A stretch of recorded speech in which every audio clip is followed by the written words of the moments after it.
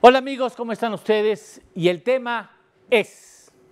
TLC, prueba de fuego. Pues ya se acerca la hora cero. En poco tiempo, muy poco tiempo, tendremos las primeras noticias frescas que pueden cambiar el rumbo de la historia comercial de la que México forma una parte relevante. Se trata de la definición del futuro del Tratado de Libre Comercio de América del Norte a partir de su renegociación. Ya sabemos que el Telecán no es del agrado del señor Donald Trump, presidente de la Unión Americana, porque considera que los beneficios que ha generado solo son para México y Canadá. Bueno. Dice incluso, se atreve a decir que hemos abusado de los Estados Unidos. ¡Ay, pobrecitos! ¡Oh, sí, cómo no! Sí, chucha, ¿y tus calzonzotes? Desde su campaña política por la presidencia, Donald Trump ha querido cerrar la puerta al TLC, desde mi punto de vista muy equivocadamente. Ha reiterado una y otra vez que el NAFTA, como le dicen allá, es el peor tratado de toda la historia, porque los estadounidenses han sido los que menos han ganado, es más, que les ha perjudicado. La realidad es muy distinta de cómo la quiere ver el señor Trump. Los datos duros no mienten, datos de la propia Unión Americana. El TLC no ha beneficiado a un solo país, ha conformado una región productiva que es la región de Norteamérica. Eso de que un país ha sacado ventaja sobre el otro es un mito genial, como decimos los mexicanos. La región ha sacado provecho de su integración económica. Les cito un ejemplo con datos proporcionados a Universo Pyme por Eduardo Solís, de la Asociación Mexicana de la Industria Automotriz. El complejo de producción entre México, Canadá y Estados Unidos, en este ramo, genera un comercio trilateral superior a los 243,000 millones de dólares anuales. El 85% de los autos producidos en Canadá se exportan a la Unión Americana.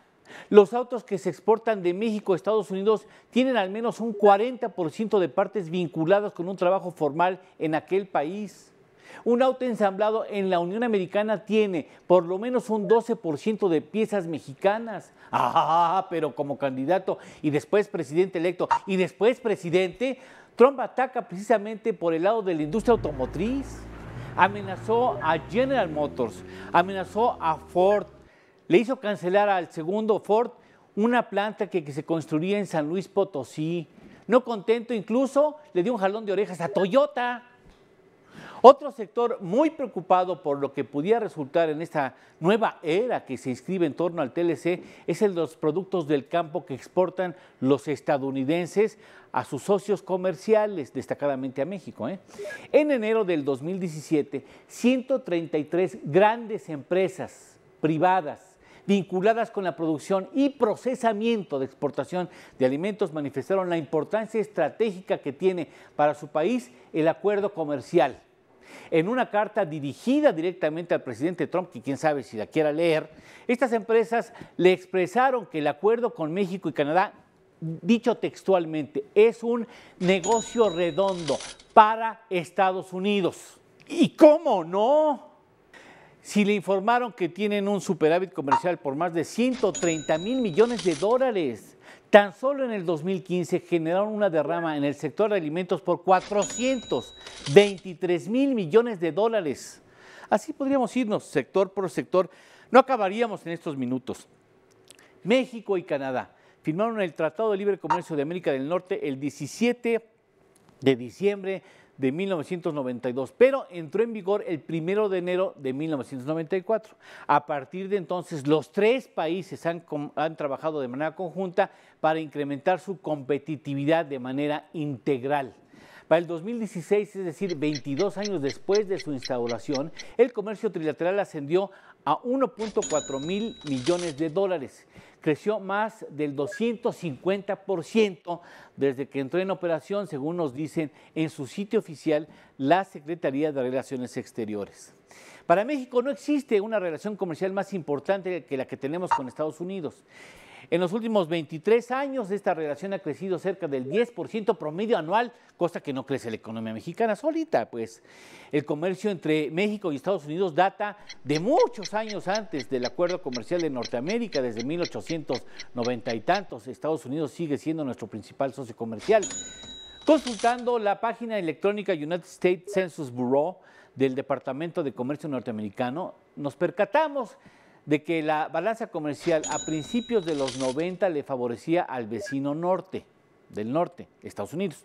En 1992, por ejemplo, Estados Unidos nos vendió bienes por 40.590 millones de dólares y nos compró otros por 35.200 millones de dólares. El saldo fue favorable para Estados Unidos por 5.380 millones de dólares. Al año siguiente exportó a México productos por 41.600 millones de dólares e importó otros por 40.000 millones de dólares. En ese año el superávit también se quedó en su cancha, fue de 1.600 millones de dólares. Bien, para el 2016 el panorama resultó distinto. Los norteamericanos exportaron a México bienes que le dieron a ganar 229.700 millones de dólares y nos compraron productos por los que pagaron 294.400 millones de dólares. La balanza comercial fue favorable a México por más de 64.300 millones de dólares. Es decir, en esta relación bilateral, el 56% de las exportaciones fueron exportaciones mexicanas. Esa es la parte que tanto altera y disgusta y le pone de mal humor y le pone así, lo pone güero, ¿no? Así con cara roja, iba a ser encabritado. Bueno, eso le pasa a Donald Trump, por eso es lo que quiere renegociar el tratado o bien quitarlo incluso del camino porque dice que es el peor acuerdo comercial en toda la historia. No sé de dónde saca eso. Entre 1994 y el año 2015, México se convirtió en uno de los países compradores de bienes estadounidenses. De hecho, es su segundo socio comercial, mientras que Estados Unidos es el primer socio comercial de México. Esto nos da una idea de lo que va en juego con la renegociación de Telecán para ambos países e incluso sumamos a Canadá. Y quien parece haber entendido la importancia del NAFTA es el propio presidente Donald Trump al admitir que de cancelarse el acuerdo sería un textual duro golpe al sistema. Pues ya lo entendí, Donaldo. ¿Ya le bajaste 2 rayitas a tu histeria? El 27 de abril de este 2017, Trump declaró que los mandatarios de México y Canadá le llamaron para pedirle renegociar y que él aceptó hacerlo. ¿Qué no había sido al revés? So they asked me to renegotiate. I will, and I think we'll be successful in the renegotiation, which frankly would be good because it would be simpler. But we have to make a deal that's fair for the United States. They understand that. And so I decided rather than terminating NAFTA, which would be a pretty big, shock to the system, we will renegotiate. Now, if I'm unable to make a fair deal, if I'm unable to make a fair deal for the United States, meaning a fair deal for our workers and our companies, I will terminate NAFTA. México ha fijado claramente su postura de cara a la renegociación del Tratado de Libre Comercio. En enero pasado, el canciller Luis Videgaray advirtió que nuestro país podría abandonar el TLC si no le favorece el resultado final al que se llegue, si es que se llega alguno. Dijo que no aceptaremos la imposición de aranceles elevados. Este es uno de nuestros objetivos fundamentales de la negociación y sin duda un tratado de libre comercio en el que se establecen aranceles, incluso aranceles que pueden ser mayores que los que tienen las reglas generales de la OMC, pues sería difícilmente un tratado o una modificación de un tratado que aceptaríamos. Pero al parecer la cosa no va por ahí. El pasado 13 de junio, el secretario de Comercio de Estados Unidos, Wilbur Ross, confió en que su país podía renegociar los términos del Telecán sin la necesidad de hacer uso inmediato de mayores aranceles u otras medidas punitivas contra México y Canadá. El New York Times en línea adelantó el 31 de marzo de este año, de 2017, que Donald Trump va a demostrar su total rechazo ante prácticas comerciales que considere injustas. ¿Y qué hará? Se dice que firmará 2 acciones ejecutivas para volver a imponer aranceles en caso de que alguna industria norteamericana esté en riesgo de sufrir daños debido a una inundación de importaciones. Uy, sí, como si las importaciones llegaran solas, ¿no? Pues hay alguien que las compra. Mejor que diga a los que los compran que dejen de comprar.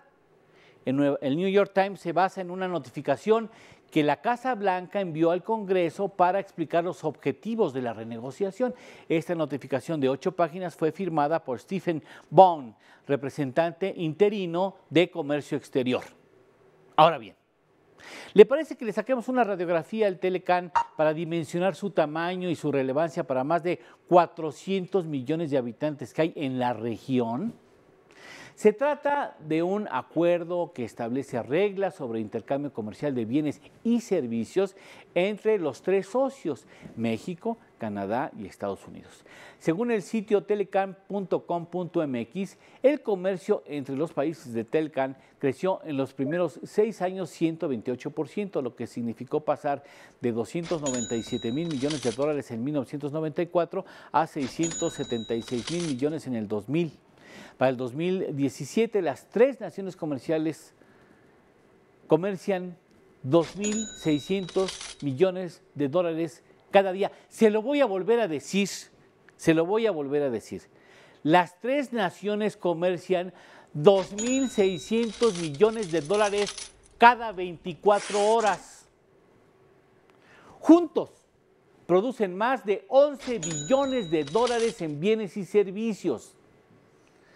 Ay, señor Trump, mira qué bonitos son algunos números.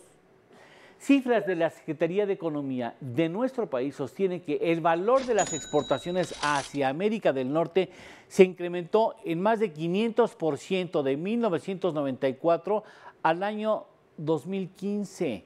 Antes exportábamos a Estados Unidos 50 mil millones de dólares, 1993, finales de 1993, números gruesos. Hoy estamos exportando, o en el comercio conjunto, estamos hablando de más de 500 mil millones de dólares. O sea, ¿cómo le explico, señor Trump, que ese crecimiento tan importante no se da nada más así porque hay nubes y llueve? Sin barreras comerciales y con la apertura de los mercados, se ha favorecido el crecimiento económico y la prosperidad de los tres países, aunque hay que anotar que muchos de los beneficios del TLC o no se notan en la base de la pirámide o no se han sabido explicar, que ese es otro problema, de cómo transmitimos el beneficio del comercio trilateral a los sectores sociales menos beneficiados por ello. De hecho, la reducción arancelaria beneficia a las familias porque pagan menos por los productos que compran, tanto en México como en la Unión Americana. ¿Se acuerda que Trump había dicho que iniciaría conversaciones sobre el Telecán desde el primer día de su mandato? Pues ya se le pasó.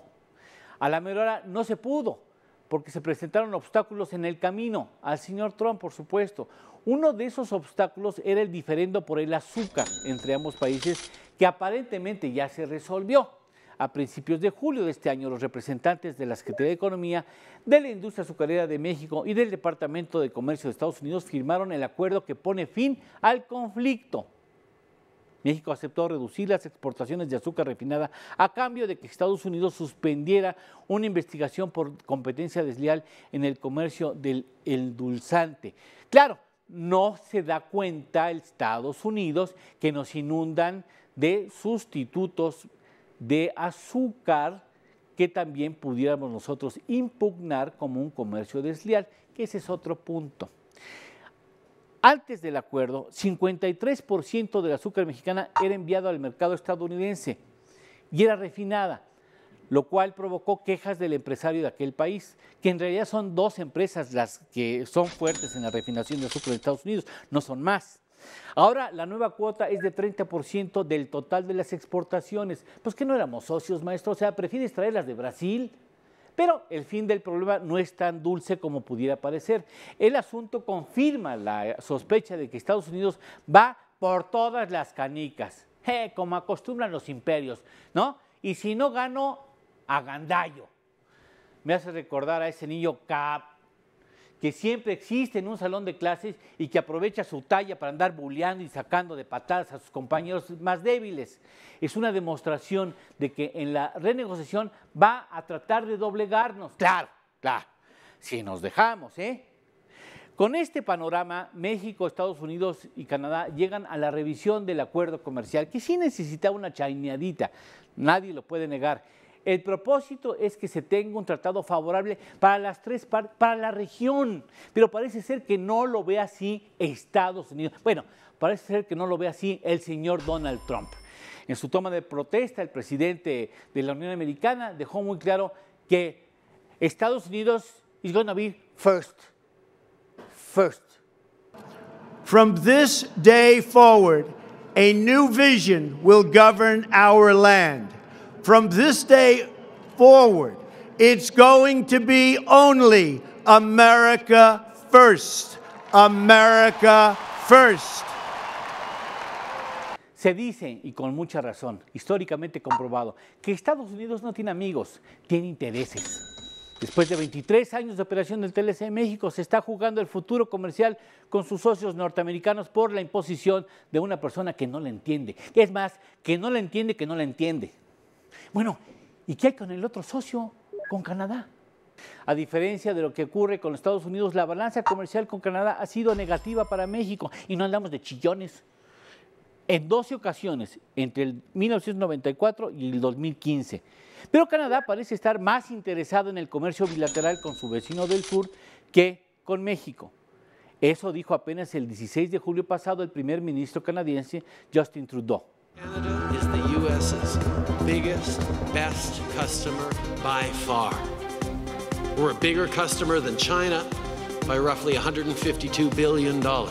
Bigger than Japan or the UK. No one else even comes close.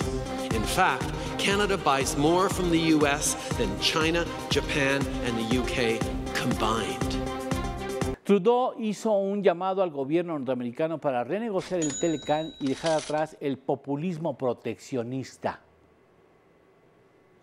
Como decimos en México, en esta ronda de negociaciones, Estados Unidos no dará un paso sin guarache. Y ojalá tampoco nosotros. Los vecinos del norte buscarán mejores ingresos para sus trabajadores estadounidenses, para sus empresas y un crecimiento económico a través de condiciones que dicen ellos buscan más favorables en beneficio de sus empresas y de sus trabajadores, no de la región.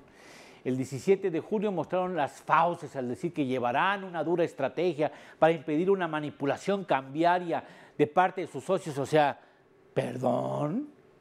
Existe la amenaza de nuevos aranceles para revertir los beneficios que Washington considera que solo tienen sus socios. Bueno, finalmente si quieren poner aranceles, que los impongan, quienes los van a pagar son ellos, ¿no?